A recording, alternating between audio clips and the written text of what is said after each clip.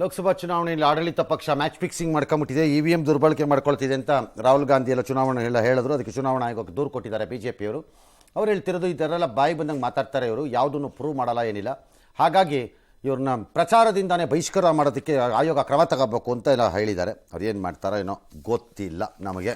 ಪ್ರಹ್ಲಾದ್ ಜೋಶಿ ಹೇಳ್ತಾರೆ, ಅಯ್ಯೋ ಇವ್ರು ಕಾಂಗ್ರೆಸ್ನವ್ರು ಗೆದ್ದಾಗ ಒಂಥರ ಮಾತಾಡ್ತಾರೆ, ಸೋತಾಗ ಒಂಥರ ಮಾತಾಡ್ತಾರೆ, ಏನರಪ್ಪ ಇವ್ರ ಕತೆ ಅಂತ ಅವರು. ಆತ ಅಮಿತ್ ಶಾನ ರೌಡಿ ಗುಂಡ ಅಂತೆಲ್ಲ ಕರೆದಿದ್ದಕ್ಕೆ ಯತೀಂದ್ರ ಅವ್ರಿಗೆ ಚುನಾವಣಾ ಆಯೋಗ ಸೀರಿಯಸ್ ಆಗಿ ಈಗ ನೋಟಿಸ್ ಕೇಳಿದೆ. CM ಮಾತ್ರ ಅದನ್ನು ಡಿಫೆಂಡ್ ಮಾಡ್ಕೊಳ್ಳೋಕೆ ಓಡಾಡಿದ್ದಾರೆ. ಗೊತ್ತಿಲ್ಲ ಮುಂದೆ ಏನಾಗುತ್ತೋ. ಎಸ್, ನೆಕ್ಸ್ಟ್ ಹೋಗೋಣ. ಲೋಕಸಭಾ ಚುನಾವಣೆ ಹೊತ್ತಿನಲ್ಲಿ ಐಟಿ ವಲಯದಲ್ಲಿ ಸಿಲುಕಿರುವಂತಹ ಕಾಂಗ್ರೆಸ್ ಪಕ್ಷಕ್ಕೆ ಬಿಗ್ ರಿಲೀಫ್ ಸಿಕ್ಕಿದೆ. ಅಂದಾಜು 3,500 ಕೋಟಿ ರೂಪಾಯಿಗಳ ಡಿಮ್ಯಾಂಡ್ ನೋಟಿಸ್ಗೆ ಸಂಬಂಧಿಸಿ ತಕ್ಷಣಕ್ಕೆ ಕಾಂಗ್ರೆಸ್ ವಿರುದ್ಧ ಯಾವುದೇ ಬಲವಂತದ ಕ್ರಮ ತೆಗೆದುಕೊಳ್ಳಲ್ಲ ಅಂತ ಸುಪ್ರೀಂ ಕೋರ್ಟ್ಗೆ ಐಟಿ ಇಲಾಖೆ ಮಾಹಿತಿಯನ್ನು ಕೊಟ್ಟಿದೆ. ಐಟಿ ಇಲಾಖೆಯ ಕ್ರಮ ಪ್ರಶ್ನಿಸಿ ಕಾಂಗ್ರೆಸ್ ಪಕ್ಷ ಸುಪ್ರೀಂ ಕೋರ್ಟ್ ಮೆಟ್ಟಿಲೇರಿತ್ತು. ಚುನಾವಣೆ ನಡೆಯುವ ಕಾರಣ ಕಾಂಗ್ರೆಸ್ ಸೇರಿ ಯಾವುದೇ ಪಕ್ಷದ ವಿರುದ್ಧ ಬಲವಂತ ಕ್ರಮ ತೆಗೆದುಕೊಳ್ಳಲ್ಲ, ಸುಪ್ರೀಂ ಕೋರ್ಟ್ ತೀರ್ಪು ಬರೋವರೆಗೂ ಕಾಯ್ತೀವಿ ಅಂತ ಹೇಳಿದೆ. ದಟ್ ಇಸ್ ಎಕ್ಸಾಕ್ಟ್ಲಿ ನಾನು ಅವತ್ತಿಂದ ಹೇಳ್ತಾ ಇದ್ದಿದ್ದು. Congress should go to Supreme Court. ಅವ್ರಿಗೆ ನಾವೆಲ್ಲೂ ಓಡೋಗಲ್ಲ. ಆಸ್ ಎ ಕಾಂಗ್ರೆಸ್ ಪಾರ್ಟಿ ಎಲ್ಲಿಗೆ ಓಡೋಗ್ತೀವಿ? ಎಲ್ಲೂ ಹೋಗೋಕ್ಕಾಗಲ್ಲ. ನಾವು ನಮ್ಮ ಹತ್ರ ಇರೋ ಒಂದು 150 ಕೋಟಿ ರೂಪಾಯಿನ ನೀವೀಗ ಬಳಸಕ್ಕೆ ಅವನ ಅನುಮತಿ ಕೊಡಿ. ಒಂದು ವೇಳೆ ನಮ್ದು ರಾಂಗ್ ಅಂತ ಆಗತ್ತೆ ಅನ್ಕೊಳ್ಳಿ, ಆ 150 ಸೇರಿಸ್ಬಿಟ್ಟು ಕೆಲಸ ವರ್ಕ್ ಮಾಡ್ಬೇಕು ನಾವು ನಾಳೆ. ಅಷ್ಟೇ, ಅಷ್ಟೇ. ಇನ್ನೆಲ್ಲೂ ಹೋಗಕ್ಕಾಗಲ್ವಲ್ಲ ಅವರು. ಪಾಸ್ಪೋರ್ಟ್ ತಗೊಂಡು ಓಡೋಗ್ಬಿಡ್ತಾರೆ ಕಾಂಗ್ರೆಸ್ ಪಾರ್ಟಿ ಅಂತ ಹೇಳಕ್ ಬರಲ್ವಲ್ಲ ಯಾರು. ಇಲ್ಲ, ಹೇಗಾಗತ್ತೆ ಪಾರ್ಟಿ? ಅವತ್ತಿಂದ ಆ ರಿಲೀಫ್ ಕೇಳಬೇಕು ಅವರು ಅಂತ ಹೇಳಿದ್ರಿ. ಏನೋ ಗೊತ್ತಿಲ್ಲಪ್ಪ, ಇವತ್ತೋಗು ಅಟ್ಲೀಸ್ಟ್ ಸುಪ್ರೀಂ ಕೋರ್ಟ್ ಅವ್ರು ಕೊಟ್ಟಿದಾರಲ್ಲ. That's a fair thing actually. Allow them to perform during elections. ಅವ್ರು ಪರ್ಫಾರ್ಮ್ ಮಾಡಲಿ. ಇಲ್ಲಾಂದ್ರೆ ರಾಜಕೀಯವಾಗಿ ಅಡ್ಡಿಪಡಿಸಿದ್ರು ಒಂದು. ಎರಡನೇದು, ಕೆಲವೊಮ್ಮೆ ಕೆಲವರನ್ನ ನಾನು ಹೀರೋ ಆಗ್ತೀನಿ ಅಂತ ಹೊರಡ್ತಾರೆ. ಹೋಗ್ಬೇಡಪ್ಪ ಅಂತ ನನಗೆ ಹೇಳಬೇಕು ಅನ್ಸತ್ತೆ, ಸರಿ, ಆದ್ರೆ ನಾನು ಹೋಗಪ್ಪ ಅಂತ ಹೇಳಬೇಕು ಅಂತ ಹೇಳ್ಬಿಡ್ತೀನಿ. ಯಾಕೆ ಅಂದರೆ ನಾಳೆ ವಾಪಸ್ ಬಂದು ಹೇಳ್ತಾರೆ, ಅವ್ರು ಅವತ್ತು ನನಗೆ ಹೋಗು ಅಂದಿದ್ರೆ ನಾನು ಇವತ್ತು ಹಾಲಿವುಡ್ ಹೀರೋ ಆಗ್ಬಿಡ್ತಿದ್ದೆ, ತಡೆದು ಬಿಟ್ರು ನನ್ನನ್ನು ಅನ್ಕೋತಾರೆ. ಏನಾಗ್ತಿತ್ತು ಹೋಗ್ಬಿಟ್ಟು ಅವ್ರು ಫ್ಲಾಪ್ ಆಗ್ಬಿಟ್ರೆ ಅದು ಅವ್ರಿಗೆ ಬಿಟ್ಟಿದ್ದು. ಪ್ರಾಜೆಕ್ಟ್ ಫ್ಲಾಪ್ ಸಕ್ಸಸ್ ಅದು ಅವ್ರಿಗೆ ಬಿಟ್ಟಿದ್ದು. ಅದಕ್ಕೆ ನಾವೇ ಕಳಿಸ್ಕೋಬೇಕು ಅಂತ ಹೇಳಕ್ಕೆ ಹೋಗ್ಬಾರ್ದು. ಎಸ್, ಕಚತೀವು ಶ್ರೀಲಂಕಾ, ಭಾರತ ಶ್ರೀಲಂಕಾ ಮಧ್ಯ ಇರೋಂಥ ಒಂದು ಪುಟಾಣಿ ದ್ವೀಪ. ಒಂದು 300 ಎಕರೆ ಹೆಚ್ಚು ಕಡಿಮೆ ಈಚೆ ಆಚೆ ಆ ಲೆಕ್ಕ ಹಿಡಿದ್ರೆ. ಅದನ್ನು 1974 ಇಂದಿರಾ ಗಾಂಧಿಯವರು ಶ್ರೀಲಂಕಾಗೆ ಬರ್ಕೊಟ್ಬಿಟ್ರು. ಅದು ಯಾಕೆ ಬರ್ಕೊಟ್ರೋ ನಮ್ಗೆ ಇವತ್ತಿಗೂ ಅರ್ಥವಾಗಿಲ್ಲದೆ ಇರೋ ವಿಚಾರ. ಅದು ಚಿಕ್ಕ ದ್ವೀಪ, ಅದು ಪುಟಾಣಿ, ಅಲ್ಲಿ ಏನೂ ಇಲ್ಲ, ಜನ ಇಲ್ಲ, ಬರೀ ಒಂದು ಚರ್ಚೆನೋ ಇದೆ. ಇತ್ತೀಚೆಗೆ ಯಾರು RTI ಕೇಳಿದ್ರು ಯಾಕೆ ಅಂತ, ಅದಕ್ಕೆ ಇವ್ರು ಬರ್ಕೊಟ್ಟಿದ್ರು, ಇವ್ರು ಕೊಟ್ಬಿಟ್ರು ಇಂಡಿಯಾದು ಜಾಗನ ಅಂತ RTI ಹೇಳಿದ್ರು. ಅವತ್ತಿನ DMK ದ್ವಂದ್ವ ನೀತಿ ಪಾರ್ಲಿಮೆಂಟಲ್ಲಿ ಅಪೋಸ್ ಮಾಡ್ತು, ಒಳಗಡೆಯಲ್ಲಿ ಅನುಮತಿ ಕೊಟ್ಟಿತ್ತು. ಅದಕ್ಕೆ ನೆಹರು ಅದನ್ನು ಅದೊಂದು ಇರಿಟೇಷನ್ ಥರ, ಅದು ಏನೊಂದು ಪುಟಾಣಿ ಇಷ್ಟಾಗಲ್ಲ ಜಾಗ ಇದೆ, ಕೊಟ್ಬಿಟ್ರೆ ಅವ್ರ ಕೈಗೆ ಅಂತ. ಇದು ಭಾಳ ದೀರ್ಘಕಾಲ ನಮ್ಮಿಬ್ಬರ ಮಧ್ಯೆ ಡಿಸ್ಪ್ಯೂಟ್ ಇತ್ತು, ನಮ್ಮದು ಅಂತ. ಯಾಕೆ ಅಂತಂದರೆ ಪಾಕ್ ಜಲಸಂಧಿ, ಬಂಗಾಳಕೊಲ್ಲಿ, ಅರಬ್ಬಿ ಸಮುದ್ರ ಸೇರುವ ಮಧ್ಯಪ್ರದೇಶ. ಅವತ್ತು ನಮ್ಗೆ ಇಷ್ಟೆಲ್ಲ ಚಿಂತೆ ಇರ್ತಿರ್ಲಿಲ್ವೇನೋ. ರಾಮೇಶ್ವರಮಿಂದ ಸುಮಾರು ಒಂದು 19 ಕಿಲೋಮೀಟ್ರು, ಆ ಕಡೆಯಿಂದ ಒಂದು 16-17 ಕಿಲೋಮೀಟ್ರ್ ಅದು ಇರೋದು ಶ್ರೀಲಂಕಾ ಕಡೆಯಿಂದ. ಆದರೆ ಅವತ್ತದರ ಮಹತ್ವ ನಮಗೆ ಗೊತ್ತಿರಲಿಲ್ಲ. ಇವತ್ತದು ಸ್ಟ್ರಾಟಜಿಕಲಿ, ಡಿಫೆನ್ಸ್ ವೈಸಲ್ಲಿ, ರಕ್ಷಣಾ ವಿಚಾರಗಳಲ್ಲಿ ಭಾಳ ಮಹತ್ವದ್ದದು. ಅವತ್ತು ಕೊಡುವಾಗ ಬರೀ ದ್ವೀಪ ಕೊಟ್ಟಿದ್ರು ಆಗ್ತಿತ್ತು. ಫಿಶಿಂಗ್ ರೈಟ್ಸು ಮತ್ತು ಅದರದ್ದು ರಿಲೇಟೆಡ್ ರೈಟ್ಸ್ ಎಲ್ಲ ಸೇರಿಸ್ಕೊಟ್ಬಿಟ್ಟಿದ್ದಾರೆ ಇವರು. ಹಾಗಾಗಿ ಭಾರತೀಯರಿಗೆ ಅದು ಹತ್ರಕ್ಕೆ ಹೋದ ತಕ್ಷಣ ದಬ್ಗ ಅಂತ ಒಳ್ಳೆ ಹಿಡ್ಕೊಂಡು ಒಳಗಾಗ್ತಾರೆ ಶ್ರೀಲಂಕಾನ ನೇವಿನವರು. ಲಾಭ ಎಲ್ಲ ನಮ್ಮ ಕಡೆಯಿಂದನೇ ಮಾಡಿಸ್ಕೊತಾರೆ.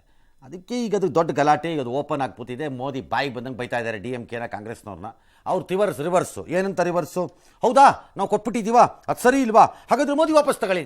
ರೈ ಎಂತ ಆರ್ಗ್ಯುಮೆಂಟ್ ಲೆಕ್ಕ ಹೌದಾ ನಾವು ಮಾಡಿದ ತಪ್ಪ, ನಮ್ಮ ಅಪ್ಪ ಅಮ್ಮನ ಓಡಿಸಿದ ತಪ್ಪ, ಹಂಗ ನಿಮ್ಮನೆ ಕರ್ಕೊಂಡೋಗಿ. ಹೇಗಿರುತ್ತೆ ಸ್ಟೇಟ್ಮೆಂಟ್? ನೀನು ಮಾಡಿದ ತಪ್ಪನ್ನು ಇನ್ನೊಬ್ರು ಸರಿ ಹೆಂಗಿರುತ್ತೆ ಸ್ಟೇಟ್ಮೆಂಟ್? ಹೌದಾ ನಾವು ಮಾಡಿದ ತಪ್ಪ, ನಮ್ಮ ಅಪ್ಪ ಅಮ್ಮನ ಓಡಿಸಿದ ತಪ್ಪ, ಹಾಗ ನಿಮ್ಮನೆ ಕರ್ಕೊಂಡೋಗಿ ಅಂದ್ಬಿಟ್ರೆ ಹೆಂಗಿರುತ್ತೆ? ಸೇಮ್ ರೋಲ್ ಏನು? ಹೌದಾ ನಾವು ಜಾಗ ಕೊಟ್ಟಿತ್ತಪ್ಪ, ಮೋದಿ ತಗೊಳ್ಳಿ. ನೀವೇನು ಕತೆ ಕೈ ಕೊಟ್ರ ಅಂತ ಕೇಳ್ಬೇಕು ಅವನರಾಗ. It was a decision taken at that situation. ಈಗ ಅದನ್ನು ಹೆಂಗೆ ಹ್ಯಾಂಡಲ್ ಮಾಡ್ಬೋದೋ ಗೊತ್ತಿಲ್ಲ. ನಾವು ಚೈನಾ ಥರ ಅಲ್ಲ, ಕಂಡು ಅವ್ರಿಗೆ ಕಾಸು ಕೊಟ್ಬಿಟ್ಟು ಒತ್ತೆ ಇಟ್ಬಿಟ್ಟು ಅಡ ಹಿಡಿಸ್ಕೊಂಡಂಗೆ ಜಮೀನುಗಳನ್ನು ಬರ್ಸ್ಕೊಳ್ಳೋ ದುಷ್ಟ ದೇಶ ಅಲ್ಲ ನಮ್ಮದು. ಅದಾಗಿದ್ದಿದ್ರೆ ನಾವು ಅವತ್ತು ಅದನ್ನು ಬರ್ಸ್ಕೋಬೋದಾಗಿತ್ತು. ಅಥವಾ ಅದಾಗಿದ್ದಿದ್ರೆ ಇತ್ತೀಚೆಗೆ ಶ್ರೀಲಂಕಾಗೆ ಮಾಡಿದ್ದ ಎಲ್ಲ ಸಹಾಯಗಳಿಗೆ ಪ್ರತಿಯಾಗಿ ಬರ್ಸ್ಕೋಬೇಕಾಗಿತ್ತು ನಾವು. ಹಂಗಾರೆ ಅದಾಗಿದ್ದಿದ್ರೆ ಅವನು ಗ್ರೇಟ್ ಪ್ರೈಮ್ ಮಿನಿಸ್ಟರ್ ಒಬ್ಬ ಅಲ್ಲಿ ಆ ಮಾಲ್ಡೀವ್ಸಲ್ಲಿ ಓಡಾಡ್ತಿರ್ತಾರಲ್ಲ ಮೇಲಕ್ಕೂ ಕೆಳಕ್ಕೂ ಬಾಲ ಬಿಟ್ಕೊಂಡು ಆ ದೇಶ ಮುಗಿದೋಗ್ಬಿಡ್ತಿತ್ತು, ನಾವು ಆಕ್ಯುಪೈ ಮಾಡ್ಕೋಬೋದಾಗಿತ್ತು. ಅದನ್ನು ಏನು ಮಾಡ್ಕೊಳಕ್ಕಾಗ್ತಿರಲಿಲ್ಲ ಆ ದಿನ. ಅವರು ಅರ್ಧ ಮಾಲ್ಡೀವ್ಸ್ ನಾವು ಆಕ್ಯುಪೈ ಮಾಡ್ಕೊಂಡು ಕುತ್ಕೋಬೋದಿತ್ತು ಬೇಕಿದ್ರೆ. ಇದೊಂದು ದೊಡ್ಡ ಗಲಾಟೆ, ತಮಿಳುನಾಡಲ್ಲಿ ದೊಡ್ಡ ರಾಜಕಾರಣ. ಎಸ್, ಅಬಕಾರಿ ಕೇಸ್ನಲ್ಲಿ ಅರೆಸ್ಟ್ ಆಗಿದ್ದ ದೆಹಲಿ ಸಿಎಂ ಅರವಿಂದ್ ಕೇಜ್ರಿವಾಲ್ ತಿಹಾರ್ ಜೈಲು ಪಾಲಾಗಿದ್ದಾರೆ. ಅರವಿಂದ್ ಕೇಜ್ರಿವಾಲ್ಗೆ 15 ದಿನ ನ್ಯಾಯಾಂಗ ಬಂಧನಕ್ಕೆ ಒಪ್ಪಿಸಿ ದೆಹಲಿಯ ರೋಸ್ ಅವೆನ್ಯೂ ಕೋರ್ಟ್ ಆದೇಶವನ್ನು ಮಾಡಿದೆ. ವಿಚಾರಣೆಗೆ ಸಿಎಂ ಸಹಕಾರ ಮಾಡ್ತಾ ಇಲ್ಲ, ಉದ್ದೇಶಪೂರ್ವಕವಾಗಿ ಡಿಜಿಟಲ್ ವಸ್ತುಗಳ ಪಾಸ್ವರ್ಡ್ ಅನ್ನೆಲ್ಲ ಹೇಳ್ತಾ ಇಲ್ಲ, ಕೆಲ ದಿನಗಳವರೆಗೂ ಅವ್ರನ್ನ ಕಸ್ಟಡಿಯಲ್ಲಿ ಇಟ್ಕೊಳ್ಳಿ, ಆಮೇಲೆ ನಾವು ಕಸ್ಟಡಿಗೆ ಪಡ್ಕೊಳ್ತೀವಿ ಅಂತ ಕೇಳಿಕೊಂಡಿದ್ದಾರೆ. ಅರವಿಂದ್ ಕೇಜ್ರಿವಾಲ್ ದೆಹಲಿಯ ತಿಹಾರ್ ಜೈಲಿಗೆ ಶಿಫ್ಟ್ ಆಗಿದ್ದಾರೆ. ಅವರಿಗೆ ಕೊಠಡಿ ನಂಬರ್ 2ರಲ್ಲಿ ಇರಿಸಿದ್ದಾರೆ. ಕೊಠಡಿ ನಂಬರ್ 2ರಲ್ಲಿ ಅವರಂತೆ, 1ರಲ್ಲಿ ಸಿಸೋಡಿಯಾ ಅಂತೆ, 5ರಲ್ಲಿ ಯಾರೋ ಸತ್ಯೇಂದ್ರ ಜೈನ್ ಅಂತೆ, 7ರಲ್ಲಿ ಯಾರೋ ಕವಿತಾ ಅಂತೆ, 8ರಲ್ಲಿ ಇನ್ಯಾರೋ ಒಬ್ರಂತೆ, ಎಲ್ಲ ಅಲ್ಲೇ ಇದ್ದಾರೆ ಈಗ.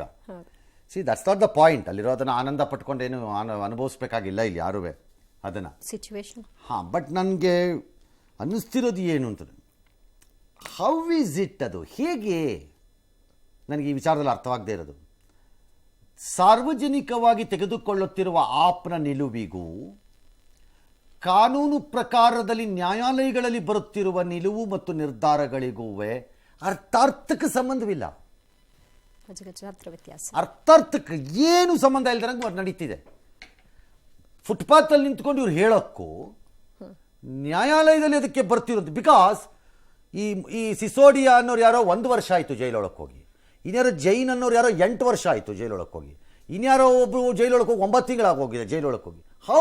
ಕೆಳಗಡೆ ಕೋರ್ಟಿಂದ ಸುಪ್ರೀಂ ಕೋರ್ಟ್ವರೆಗೂ ಬೇಲ್ ರಿಜೆಕ್ಟ್ ಆಗ್ತಾ ಇರುತ್ತೆ. ಹೇಗಿದು ಅಂತಲೇ ನಂಗೆ ಅರ್ಥವಾಗ್ತಿಲ್ಲಪ್ಪ.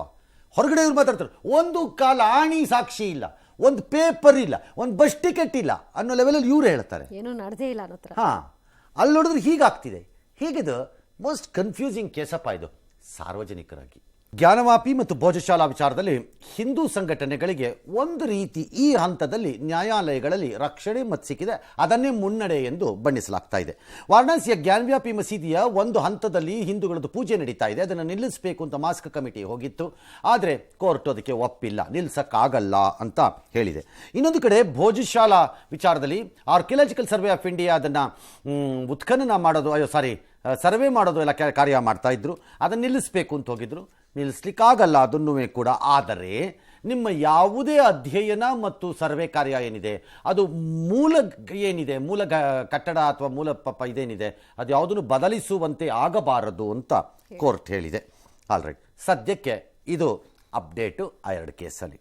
ಎಸ್, ಬೆಂಗಳೂರಿನಲ್ಲಿ ಬೀದಿ ಕಾಮಣ್ಣರ ಹಾವಳಿ ಬಿತಿ ಬೀರ್ತಾ ಇದೆ. ನಿನ್ನೆ ರಾತ್ರಿ ಕಾರ್ನಲ್ಲಿ ಹೋಗ್ತಾ ಇದ್ದ ಯುವತಿಯನ್ನ 3 ಪುಂಡರು ಚೇಸ್ ಮಾಡಿ ಕಿರುಕುಳ ಕೊಟ್ಟಿದ್ದಾರೆ. ಮಡಿವಾಳ ಸಿಗ್ನಲ್ನಲ್ಲಿ ಕಾರ್ನಲ್ಲಿದ್ದ ಯುವತಿ ಹಾಗೂ ಬೈಕ್ನಲ್ಲಿದ್ದ ಯುವಕರ ಮಧ್ಯೆ ಕಿರಿಕಾಯಿತು. ನಂತರ ಮಡಿವಾಳದಿಂದ ಕೋರಮಂಗಲ 5ನೇ ಬ್ಲಾಕ್ವರೆಗೂ ಪುಂಡರು ಕಾರ್ನ ಫಾಲೋ ಮಾಡ್ಕೊಂಡು ಹೋಗಿದ್ದಾರೆ. ಕಾರ್ನ ಡೋರ್ ಓಪನ್ ಮಾಡೋಕ್ಕೂ ಟ್ರೈ ಮಾಡಿದ್ದಾರೆ.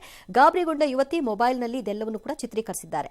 ಭಯದಿಂದ ಅಳುತ್ತಲೇ 112ಕ್ಕೆ ಕಾಲ್ ಮಾಡಿದ್ದಾರೆ. ವಿಚಾರ ತಿಳಿತಿದ್ದ ಹಾಗೆ ಪೊಲೀಸರು ಸ್ಥಳಕ್ಕೆ ಬಂದು ಯುವತಿಯನ್ನು ರಕ್ಷಣೆ ಮಾಡಿದ್ದಾರೆ. ಜೊತೆಗೆ ಇಬ್ಬರನ್ನ ವಶಕ್ಕೆ ಪಡೆದಿದ್ದಾರೆ. ಒಬ್ಬ ತಪ್ಪಿಸಿಕೊಂಡಿದ್ದಾನೆ. ಇನ್ನು ರಾಜ್ಯದಲ್ಲಿ ಕಾನೂನು ಸುವ್ಯವಸ್ಥೆ ಹದಗೆಟ್ಟಿದೆ. ಕಾಂಗ್ರೆಸ್ ಸರ್ಕಾರದಲ್ಲಿ ಹೆಣ್ಮಕ್ಕಳಿಗೆ ರಕ್ಷಣೆ ಇಲ್ಲ ಅಂತ ಬಿಜೆಪಿ ಆಕ್ರೋಶ ಮಾಡಿದೆ. Punching the vehicle. Are you listening? St. John's Auditorium, I have crossed the vehicle. The vehicle number is KA04. The vehicle number is KA04 KL2583.